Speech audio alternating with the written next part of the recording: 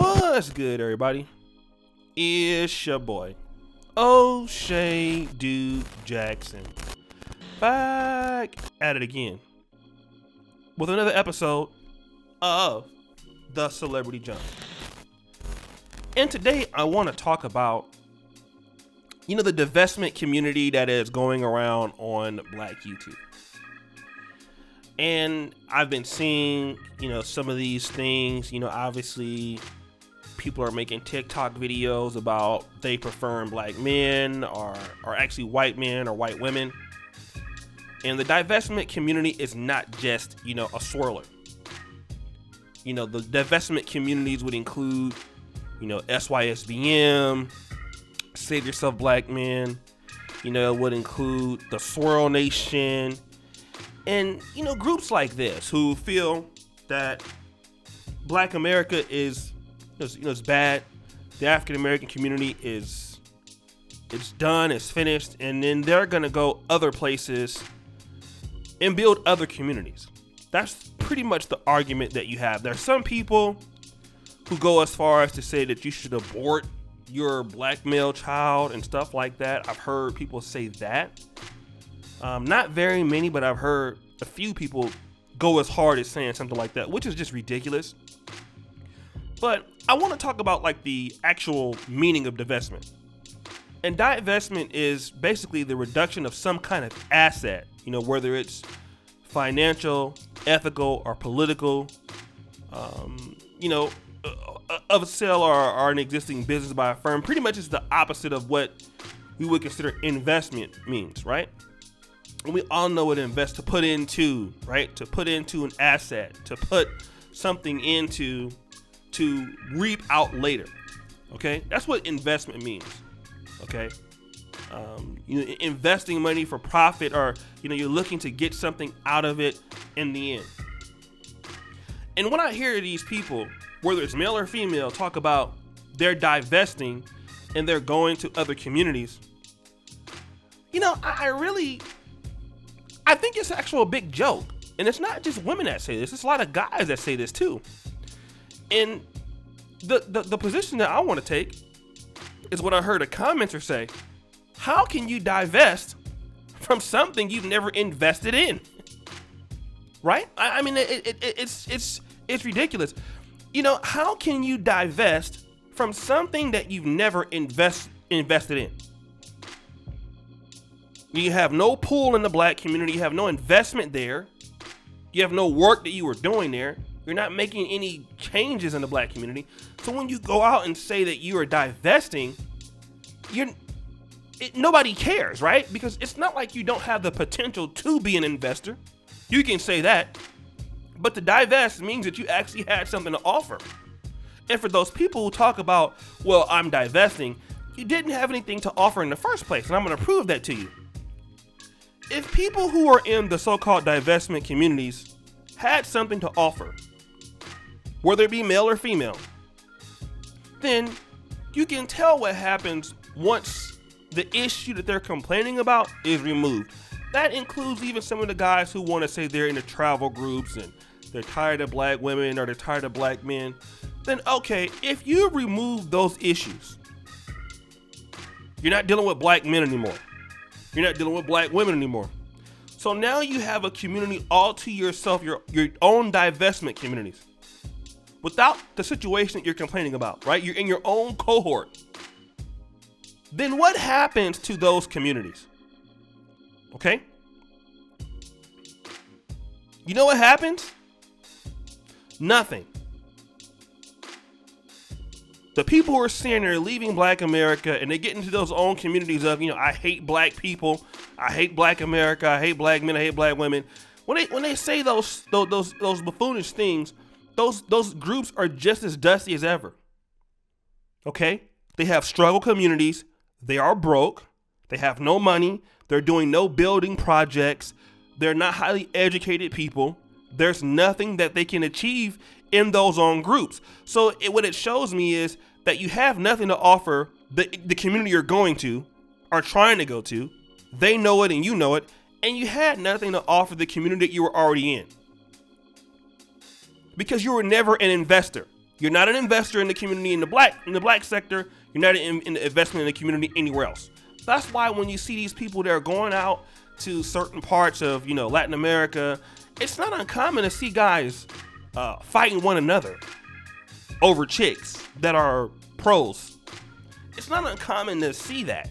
It's not uncommon to see guys who go to Colombia and become extremely broke, or in Brazil, extremely dusty. There was a situation in one particular group, I won't call the name, but here you have one brother over there that had stole the group from somebody else, and he was talking about how much fun he was having in Brazil, to come to find out he was just as dusty as anything else. You think the black community cares about losing a guy like that? No, because the guy is highly untalented.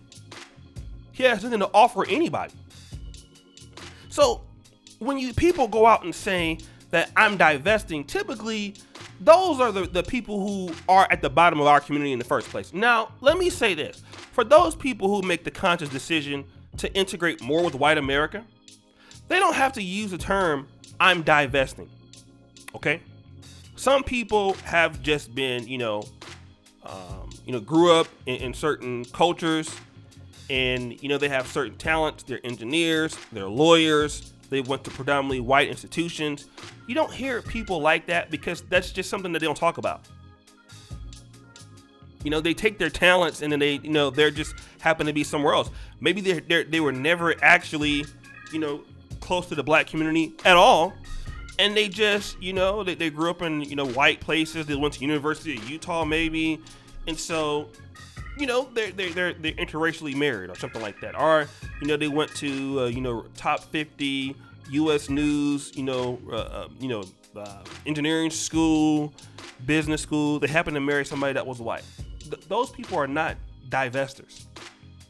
The people who are divestors are the people who complain about divesting, are threatening to divest, who are going to leave the black community. Those people are some of the most, in my opinion, some of the least talented, that have nothing to offer, don't have a lot of skill sets, don't have a lot of money, and don't have any connections to do anything. Because the people who are complaining about that's something that successful people don't do. Successful people don't go around threatening to divest from the black community.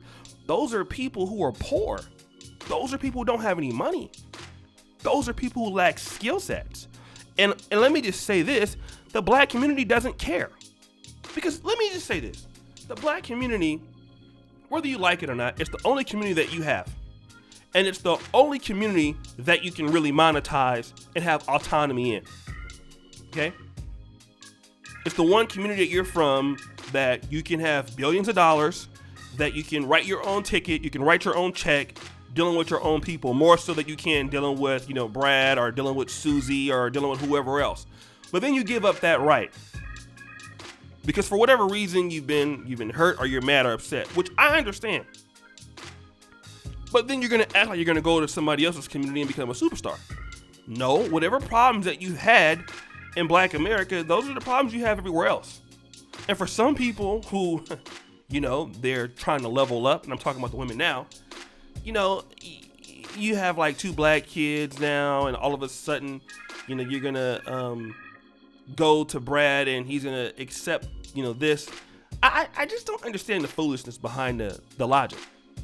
And for a lot of people that need to come to terms with it in your little struggle community that you're in now, whether it's male or female, you will see that you guys are just not progressing.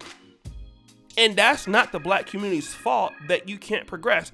And then what will happen is you'll be getting into arguments and the fights with the same people that you have now joined communities with. Because what you'll find is the divestors, right? They'll only make friends based on the fact that they don't like the black community, or that they have a problem with black men, or that they have a problem with black women. See, at that point, then they can become friends. But that's the only thing that their friendships are based on. Oh, I don't like those people, so we should become friends. And then you have nothing else in common with them. Then within like 2 months, you guys are all fighting.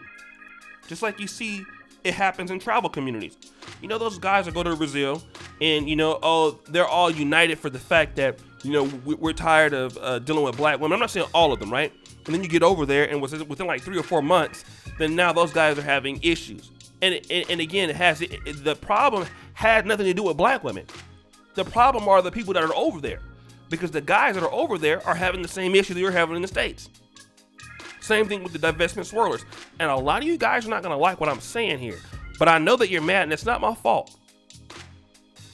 You cannot divest when you've never invested. Period. Nothing to offer? Sorry. Well, guys, what do you think? It's your boy, O'Shea D. Jackson, back at it again with another episode of The Celebrity Junk.